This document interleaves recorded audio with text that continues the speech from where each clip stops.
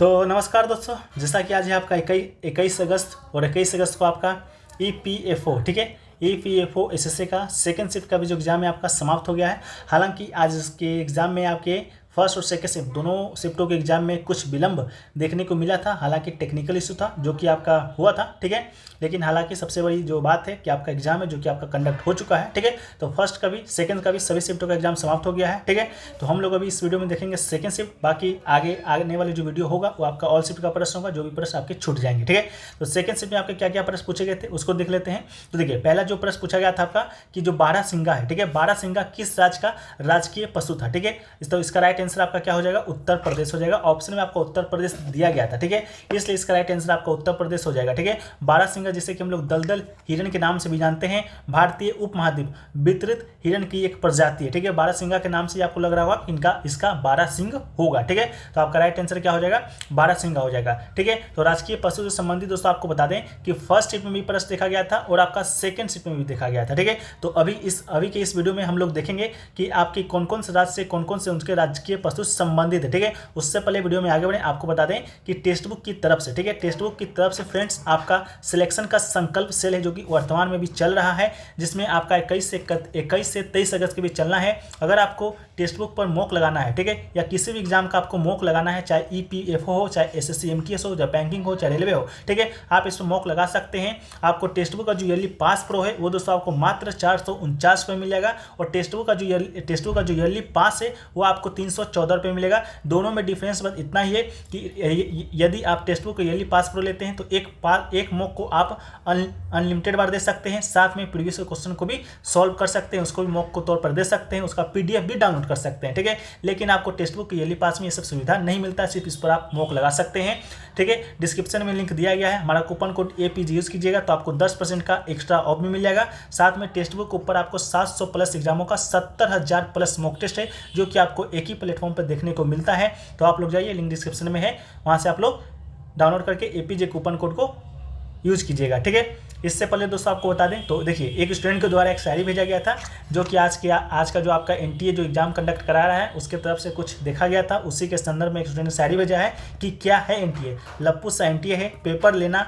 इसे आवे ना, टाइम पर सर्वर चले ना, सिलेबस ये देवे ना, ठीक है। तो इस प्रकार का जो शायरी है भेजा गया था आपका स्टूडेंट के द्वारा है, तो हमने आपको बता दिया है। बाकी हम लोग चलिए वीडियो में आगे बढ़ते हैं। तो देखिए, उन सारे प्रश्नों को उन सारे राजकीय पशु को देखते हैं जो कि आपके एग्जाम में आते हैं, ठीक है। तो देखिए, उत्तर प्रदेश का तो बारहसिंगा जो कि पूछा गया था, असम का अगर आपसे पूछा जाए तो एक सिंगा गेंडा, ठीक है, एक सिंगा गेंडा आपका असम का राजकीय पशु है। इसके अलावा बिहार का पूछा जाए तो बैल हो जाएगा, छत्तीसगढ़ का क्या हो जाएगा तो जंगली भैंसा हो जाएगा, ठीक है। तमिलनाडु का क्या हो जाएगा तो नीलगिरी तहर हो जाएगा। नीलगिरी से याद रखिएगा, नीलगिरी की पहाड़ियाँ भी तमिलनाडु में स्थित है। इसके अलावा नीलगिरी आपका प्रथम बायोस्फीयर रिजर्व भी है, इसको भी आप लोग याद रखिएगा। पश्चिम बंगाल से आपको बिल्ली को याद रखना है, ठीक है।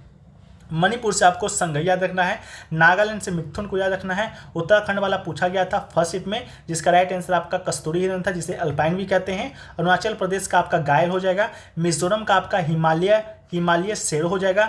मेघालय का आपका धूमिल तेंदुआ आपका मेघालय का हो जाएगा। ओडिशा का आपका क्या हो जाएगा, सांभर हो जाएगा, सांभर झील भी आपका ओडिशा में पड़ता है। गोवा का गौर हो जाएगा। आंध्र प्रदेश का दोस्तों आपका काला हिरण आंध्र प्रदेश का। गुजरात का एशियाई जो शेर होता है वो राष्ट्रीय पशु है। हरियाणा का आपका काला हिरण, हरियाणा और आंध्र प्रदेश का दोनों का आपका क्या है तो काला हिरण ही इसका राइट आंसर है। इसके अलावा पंजाब का भी काला हिरण ही है। राजस्थान की बात करेंगे तो चिंकारा इसका राइट आंसर होगा। हिमाचल प्रदेश की बात करेंगे तो हिम तेंदुआ इसका राइट आंसर होगा। केरल की बात करेंगे तो जो भारतीय हाथी है वो आपका उसका राइट आंसर होगा। झारखंड में भी इसका राष्ट्रीय पशु भारतीय हाथी है। महाराष्ट्र में अगर आपसे पूछा जाए तो भारतीय विशाल गिलहरी हो जाएगा। जम्मू कश्मीर का कश्मीरी बारहसिंगा होगा। सिक्किम का लाल पांडा सिक्किम का राष्ट्रीय पशु है। चितकबरा हिरण कहाँ का है, तेलंगाना का है। फायरे लंगूर कहाँ का है तो त्रिपुरा का है। बारहसिंगा कहाँ का है, मध्य प्रदेश का भी है, और आपका शायद यूपी का भी है। शायद आपके ऑप्शन में यूपी भी दिया गया था, मध्य प्रदेश भी दिया गया था, क्या यही दिया गया था आप लोग बताइएगा। कर्नाटक का भी आपका राष्ट्रीय पशु आपका क्या है तो भारतीय हाथी ही है, ठीक है।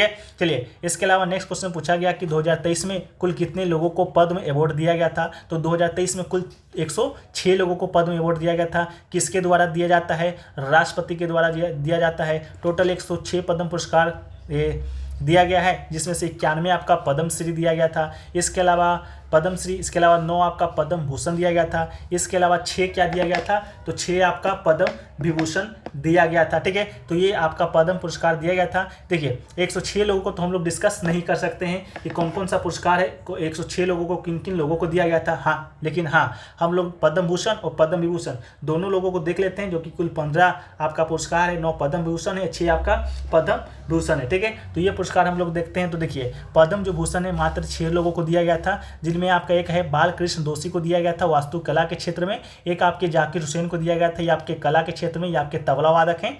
एस कृष्णा को दिया गया था सार्वजनिक मामलों में।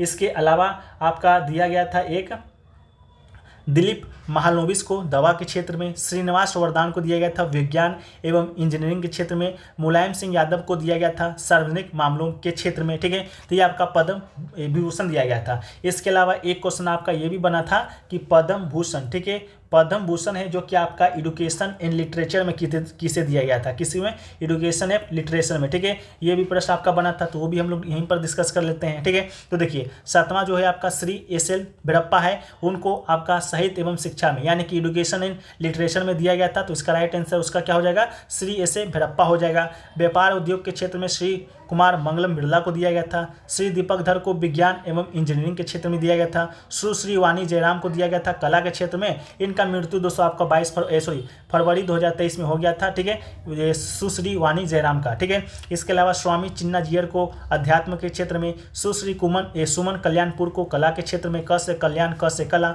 कपिल कपूर को आपको साहित्य एवं शिक्षा के क्षेत्र में, सुधा मूर्ति को आपको सामाजिक कार्य के क्षेत्र में, और कमलेश डी पटेल को अध्यात्म के क्षेत्र में। ठीक है, तो कपिल कपूर को भी दिया गया था एजुकेशन एंड लिटरेचर में, और आपका इसे श्री एस भिड़प्पा को भी दिया गया था लिटरेचर एंड एजुकेशन के क्षेत्र में। ठीक है, तो आपके ऑप्शन क्या दिया गया था आप लोग उसको बता दीजिएगा। ठीक है, बाकी नेक्स्ट क्वेश्चन देखिए पूछा गया था विश्व सामाजिक न्याय दिवस, ठीक है, कब मनाया जाता है, तो इसका राइट आंसर आपका क्या हो जाएगा, 20 फरवरी हो जाएगा। ठीक है, वर्ल्ड जस्टिस डे। ठीक है, तो 20 फरवरी इसका राइट आंसर हो जाएगा। 2023 में भी आपका विश्व सामाजिक न्याय दिवस है जो कि मनाया गया है, जिसका थीम अगर आपसे पूछा जाए तो क्या था, तो वैश्विक एकजुटता को मजबूत करने और सामाजिक न्याय के बीच आने वाली बाधाओं पर काबू पाने और अवसरों को उजागर करने का। ठीक है, ये आपका थीम था। इसके अलावा ये जो विश्व सामाजिक न्याय दिवस है ये आपका 2007 से मनाया जा रहा है। 26 नवंबर को आपका संयुक्त राष्ट्र महासभा के द्वारा विश्व सामाजिक न्याय दिवस को मनाने के लिए अपनी स्वीकृति दिया था। उसके बाद हम लोग 21 फरवरी को देखें तो अंतर्राष्ट्रीय मातृभाषा दिवस मनाते हैं। 23 फरवरी को हम लोग विश्व शांति और समझ दिवस के रूप में मनाते हैं। 24 फरवरी को हम लोग केंद्रीय उत्पाद शुल्क दिवस के रूप में मनाते हैं। ठीक है, इसके अलावा नेक्स्ट क्वेश्चन पूछा गया प्रदूषण सूचक पौधा कौन सा है। ठीक है, तो इसका जो राइट आंसर है आपका लाइकेन ऑप्शन में दिया गया था। लाइकेन प्रदूषण का सबसे अच्छा संकेतक है, क्योंकि लाइकेन हवा में सल्फर डाइऑक्साइड प्रदूषण के प्रति बहुत ही संवेदनशील होता है। नेक्स्ट पूछा गया कि जड़ के बाल डैश द्वारा मिट्टी से पानी को अवशोषित करता है, तो ऑस्मोसिस इसका राइट आंसर हो जाएगा। ऑस्मोसिस नामक प्रक्रिया के द्वारा जल बाल कोशिकाओं द्वारा पानी को अवशोषित किया जाता है। मिट्टी में पानी के अणुओं की साधारणता आमतौर पर जल बाल कोशिकाओं के अंदर की तुलना में अधिक होता है, इसलिए पानी बाहर से जल बाल कोशिकाओं द्वारा अवशोषित किया जाता है। ठीक है, नेक्स्ट क्वेश्चन पूछा गया मणिपुर दिवस किस दिन मनाया जाता है, तो 21 जनवरी इसका राइट आंसर हो जाएगा। 21 जनवरी 1972 को 3 राज्यों को पुनर्गठन किया गया था। उन 3 राज्यों में से एक राज्य आपका मणिपुर था, दूसरा आपका त्रिपुरा था, तीसरा आपका मेघालय था। तीनों को आपका 21 जनवरी 1972 को पुनर्गठन अधिनियम के तहत पूर्ण राज्य बना दिया गया था। तो कल होकर आपका त्रिपुरा होगा तो उसका भी 21 हो जाएगा, मेघालय भी हो जाएगा तो उसका 21 हो जाएगा। इसके अलावा अगर आपका अरुणाचल प्रदेश का पूछ दिया जाए तो 20 फरवरी 1987 को अरुणाचल प्रदेश को राज्य का दर्जा मिला था। इसके अलावा तेलंगाना की बात करेंगे तो तेलंगाना सबसे नया राज्य है, इसको 2014 में आपका भारतीय राज्य का दर्जा मिला था। 2 जून को हम लोग तेलंगाना दिवस के रूप में मनाते हैं। गोवा की बात करेंगे तो गोवा को 30 मई 2020 को हम लोग 20 नहीं, ये आपका 30 मई को हम लोग गोवा दिवस मनाते हैं। 1975 में आपका ये भारत संघ में शामिल हुआ था, 25वें राज्य के रूप में। ठीक है, नेक्स्ट क्वेश्चन देखिए पूछा गया आपका विंबलडन जो आपका ट्रॉफी है मेन सिंगल 2023 वाला किसने जीता है। ठीक है, तो इसका राइट आंसर कार्लोस अल्कराज हो जाएगा, जो कि कहाँ के हैं, स्पेन के हैं। ठीक है, इसके अलावा रनअप कौन रहा था, तो रनअप आपका नोवाक जोकोविच रहा था। ठीक है, इसके अलावा एक साल में आपका 4 ग्रैंड स्लैम टूर्नामेंट खेला जाता है टेनिस का। एक उसमें से आपका सबसे पहले जनवरी माह में ऑस्ट्रेलियन ओपन होता है, जो कि कहाँ खेला जाता है तो हार्ड कोर्ट पर। कब होता है तो जनवरी के मध्य में। एक आपका होता है फ्रेंच ओपन, जिसे कि रोलैंड गारोट्स के नाम से जानते हैं। ये आपका क्ले कोर्ट पे खेला जाता है। कब? मई से जून के बीच में। एक आपका विंबलडन होता है, जो कि अभी पूछा गया है, जिसे कि यूके ओपन के नाम से भी जानते हैं। ये आपका ग्रास कोर्ट पर खेला जाता है। कब? जून से जुलाई में। यूएस ओपन की बात करेंगे तो अगस्त में खेला जाता है हार्ड कोर्ट पर। इसके अलावा फ्रेंच ओपन 2023 की बात करेंगे, मेन सिंगल का टाइटल कौन जीता है तो नोवाक जोकोविच जीता था, जो कि सर्बिया का खिलाड़ी था। इसका 23वां टाइटल था, जो कि सर्वाधिक है। इसके अलावा ऑस्ट्रेलियन ओपन 2023 की बात करेंगे, जो कि आपका जनवरी में आयोजित हुआ है। मेन सिंगल कौन जीता है तो नोवाक जोकोविच जीता है सर्बिया का। तो मैं ऑस्ट्रेलियन ओपन, फ्रेंच ओपन, इसके बाद आपका विंबलडन ओपन हो गया है। बच गया है कौन? यूएस ओपन, जो कि अभी तक नहीं हुआ है। ठीक है, ये आपका सितंबर माह में होता है, तो अभी होगा तो उसके बारे में भी आपको बता दिया जाएगा। चैनल को सब्सक्राइब कर लीजिएगा। ठीक है, नेक्स्ट क्वेश्चन आपका है बॉम्बे प्लान से संबंधित आपका प्रश्न आया था, जिसमें से गलत कथन को आपको बताना था। ठीक है, क्या दिया गया था उतना तो स्टूडेंट याद नहीं कर पाते हैं, लेकिन बॉम्बे प्लान से था। तो आपको बता दें कि 1944 की बॉम्बे योजना देश की आर्थिक विकास के लिए भारत के प्रमुख उद्योगपति का एक समूह द्वारा स्थापित किया गया था। अगर आप इसको सुन लेते हैं तो आपको आंसर है जो कि इसका मिल जाएगा। ठीक है, इसने एक राष्ट्र के विकास में विशेष रूप से आर्थिक रूप से राज्य के हस्तक्षेप को महत्व को प्रस्तावित किया था। जे.आर.डी. टाटा, बिरला, पुरुषोत्तम दास ठाकुरदास, अरदेशी श्रॉफ, कस्तूरभाई, लाला भाई, अरदेशी दलाल, जॉन मथाई, लाल श्री राम जैसे उद्योगपति एक साथ आए थे। ये स्वतंत्रता के बाद भारतीय अर्थव्यवस्था के भविष्य पर एक घोषणा पत्र था, जिसमें 2 भागों में लिखा गया था। 1944-1945 में आपका प्रकाशित हुआ था। ठीक है, इसके अलावा बता दीजिएगा इसका राइट आंसर क्या था आपका। इसके अलावा एक आपका पूछा गया था CRR। ठीक है, CRR का परिभाषा आपसे पूछा गया था, तो CRR क्या होता है? ठीक है, CRR यानी कि कैश रिजर्व रेशियो। ठीक है, इसका फुल फॉर्म होता है कैश रिजर्व रेशियो। इसका हिंदी की बात करेंगे तो नगद आरक्षित अनुपात होता है। ठीक है, यह क्या होता है? ग्राहकों की कुल जमा का एक निर्देशित न्यूनतम अंश होता है, जिसे वाणिज्यिक बैंकों को नगद या केंद्रीय बैंक के पास जमा के रूप में आरक्षित रखना होता है। ठीक है, CRR किसी देश के केंद्रीय बैंक के द्वारा दिशा निर्देश के अनुसार निर्धारित किया जाता है। ठीक है, जैसा कि आप लोग मान लीजिए भारत में 2 तरह के बैंक होता है, एक आपका वाणिज्यिक, एक आपका केंद्रीय। केंद्रीय बैंक कौन है तो ये आप लोग को मालूम होगा, RBI एक केंद्रीय बैंक है। बाकी जो भी बैंक होती है वो आपका वाणिज्य बैंक होती है। जैसे कि हम एक एग्जांपल के तौर पे ले लें तो SBI। ठीक है, SBI क्या है तो आपका एक वाणिज्यिक बैंक है। ठीक है, तो SBI के पास जितने भी आप लोग धन जमा करते हैं, जैसे आप लोग हो गए, हम हो गए, या जितने भी भारत के निवासी हैं, वो आपका अगर SBI में धन जमा करता है, उसका एक न्यूनतम अंश, ठीक है, कोई भी परसेंटेज होगा जो कि आपका RBI के द्वारा निर्धारित किया जाता है। 5% हो गया, 10% हो गया, इस तरह का वो हमेशा चेंज होते रहता है। तो उसको पढ़ने की जरूरत नहीं है कि कितना परसेंट आपका CRR है, लेकिन एक मान लीजिए एक न्यूनतम परसेंटेज होता है, जिसको आपका SBI को कहाँ रखना पड़ता है? RBI के पास रखना पड़ता है। ठीक है, लेकिन याद रखिएगा यहाँ पर आपका कैश लिखा हुआ है, यानी किसी कैश के रूप में रख सकता है, कोई भी सोना चांदी या घर द्वार नहीं रख सकता है SBI। ठीक है, ओनली कैश के रूप में आपका कैश रिजर्व रेशियो रखा जाता है।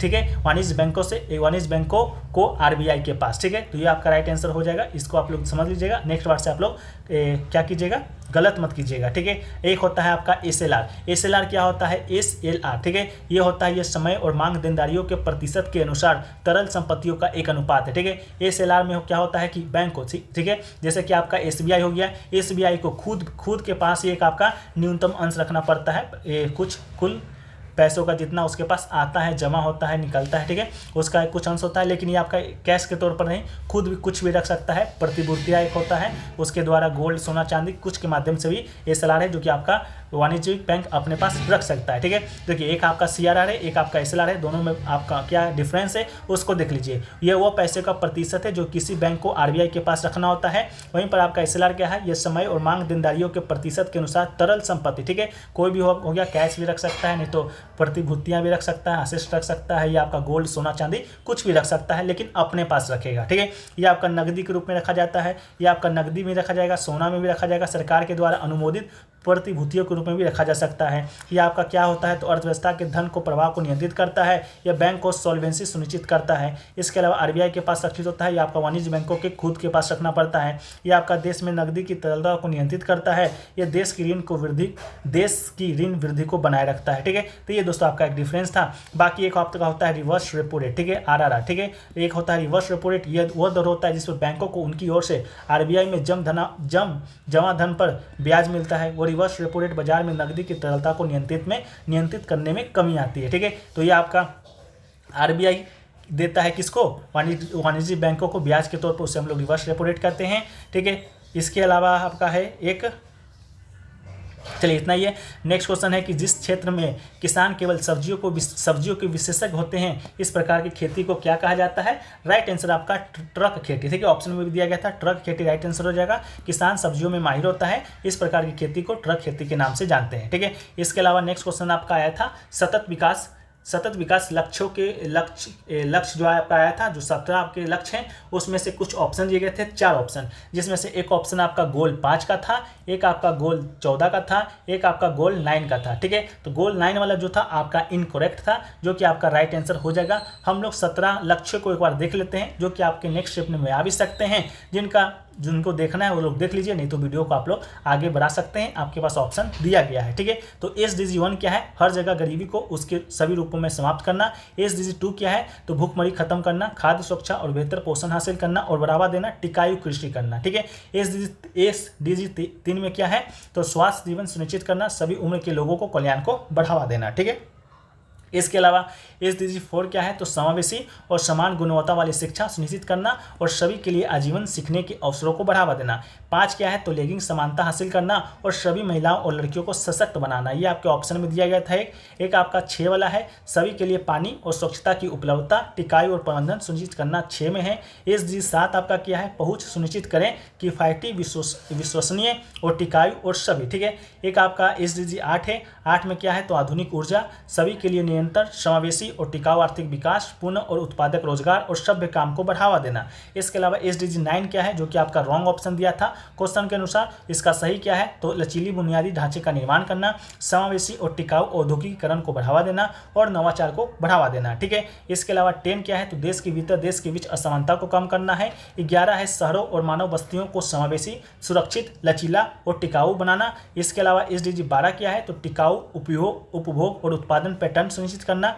13 आपका कहता है जलवायु परिवर्तन और इसके प्रभाव से निपटने के लिए तत्काल कार्रवाई करना। 14 क्या कहता है, तो सतत विकास के लिए महासागरों, समुद्रों और समुद्री संसाधनों और का संरक्षण करना, निरंतर उपयोग करना। इसके अलावा 15 आपका है सुरक्षा, पुनर्स्थापन और सतत उपयोग को बढ़ावा देना स्थलीय पारिस्थितिक तंत्र के द्वारा। 16 है, सतत विकास के लिए शांतिपूर्ण समावेशी समाजों को बढ़ावा देना, सभी के लिए न्याय तक पहुंच प्रदान करना, सभी स्तरों पर प्रवाही जवाबदेही समावेशी संस्थानों का निर्माण करना। और लास्ट आपका 17 है, तो कार्यान्वयन के साधनों को मजबूत करना, सतत विकास के लिए वैश्विक साझेदारी को पुनर्जीवित करना, ठीक है। ये सब आपको PDF में भी मिल जाएगा। PDF आपको कहाँ मिलेगा, जैसे तो टेलीग्राम पर भेज दिया जाएगा, लेकिन अगर किसी कारणवश नहीं भेजा जाता है तो आप लोग व्हाट्सएप नंबर पर संपर्क कर लीजिएगा। व्हाट्सएप नंबर आपका है 9973747166 है, लेकिन अपना डेट और एग्जाम का शिफ्ट जरूर बताइएगा, इसके बाद ही आपको मैसेज को सीन किया जाएगा, ठीक है। चलिए नेक्स्ट क्वेश्चन आपका पूछा गया था संविधान के भाग से, ठीक है। 4 ऑप्शन दिए गए थे, उनमें से पूछा गया था कौन सा भाग है जो कि आपका गलत था, ठीक है। तो उसमें से आपका सही बताना था, उसमें से पार्ट 8 था जो कि संघ क्षेत्र से संबंधित था, यूनियन टेरिटरी से, वो आपका राइट आंसर था, ठीक है। ये जो आपका है वो हम लोग जो आपका क्लास चलाते हैं PYQ, ठीक है, प्रीवियस ईयर क्वेश्चन का PYQ चलाते हैं जो कि SSC के लिए होता है, उनमें ही आज ही जो आपका क्लास 6:30 बजे लाइव हुआ है, उसमें ही हमने आपको ये बताया था। आप लोग भी ज्वाइन लेना चाहते हैं तो बिल्कुल मुफ्त है, ज्वाइन ले सकते हैं प्रतिदिन 6:30 बजे, ठीक है। देखिए ये तो हमारे संविधान में पहले 22 भाग थे, ये बात तो आपको मालूम होगा, लेकिन वर्तमान में आपका 25 से बाद में आपका संशोधन होते होते जुड़ते गया है, जिसमें से भाग जो 1 है आपका क्या है, तो संघ और उसका क्षेत्र संबंधित है, अनुच्छेद 1 से 4 तक में, ठीक है। इसके अलावा भाग 2 क्या है, तो नागरिकता है, 5 से 11 अनुच्छेद में। भाग 3 आपका मौलिक अधिकार है, 12 से 35 अनुच्छेद में। भाग 4 क्या है, तो नीति निर्देशक तत्व है, DPSP है, जो कि 36 से 51 अनुच्छेद में। भाग 4A क्या है, तो मौलिक कर्तव्य है, 51 में। भाग 5 क्या है, तो संघ से संबंधित है, 52 से 151। और भाग 6 वाला क्या है, तो राज्य है, 152 से 237। और भाग 7 है आपका राज्य है, लेकिन इसका भाग B है राज्य का, जो कि 238 अनुच्छेद में है। भाग 8 वाला आपका सही था, जो कि संघ एवं राज्य क्षेत्र यूटी है, जो कि अनुच्छेद 239 से 42 में है। भाग 9 में पंचायत है, बाकी इसको भी आप लोग पढ़ लीजिएगा। सभी PDF में आपको मिल जाएगा टोटल 2500 भाग, ठीक है। तो एक बार आप लोग पढ़ के ही जाइएगा एग्जाम देने के लिए, ठीक है। नेक्स्ट क्वेश्चन देखिए पूछा गया है, स्थानांतरित खेती को अलग अलग स्थानों पर अलग अलग नामों से जाना जाता है, ठीक है। 4 ऑप्शन दिए गए थे, मिलान करना था कि जो आपका झूमिंग जो खेती होता है झूमिंग वो दोस्तों आपको किन किन नामों से किन किन राज्यों में जाना जाता है, ठीक है। तो देखिए नागालैंड में से झूमिंग खेती के नाम जाते हैं, छत्तीसगढ़ में दीपा, मध्य प्रदेश में दहिया या वेवर, आंध्र प्रदेश में पोंडू व पेंडा, ठीक है। इसके अलावा भी है जैसा कि आपका नॉर्थ ईस्टर्न इंडिया में इसे झूम खेती के नाम से जानते हैं, आंध्र प्रदेश में पोडू के नाम से जानते हैं, hill region of the western Ghat of Kerala को केरला में हम लोग कुमारी के नाम से, साउथ ईस्टर्न राजस्थान में हम लोग इसे बात्रा के नाम से, बस्तर डिस्ट्रिक्ट यानी कि छत्तीसगढ़ में दीपा के नाम से, साउथर्न स्टेट में आपका जारा एंड इरका के नाम से, बुंदेलखंड रीजन मध्य प्रदेश में इसे व्यवहार एंड दहियार के नाम से, उड़ीसा में कमन विनगा या धाबी के नाम से हम लोग जानते हैं। ऑप्शन क्या दिया गया था आप लोग मिला लीजिएगा, हमने आपको सारा चीज बता दिया है, ठीक है।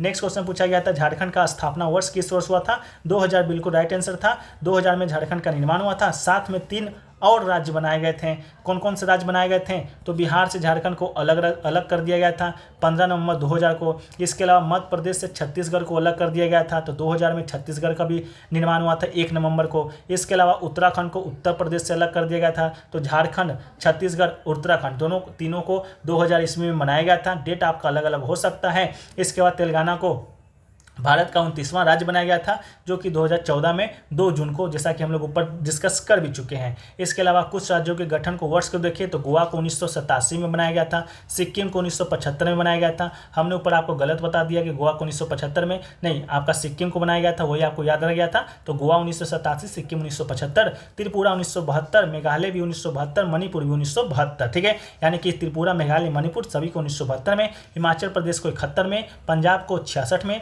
नागालैंड को 63 में, गुजरात को 60 में और महाराष्ट्र को 60 में, ठीक है। आपका ये बनाया गया था, सभी को याद कर लीजिएगा।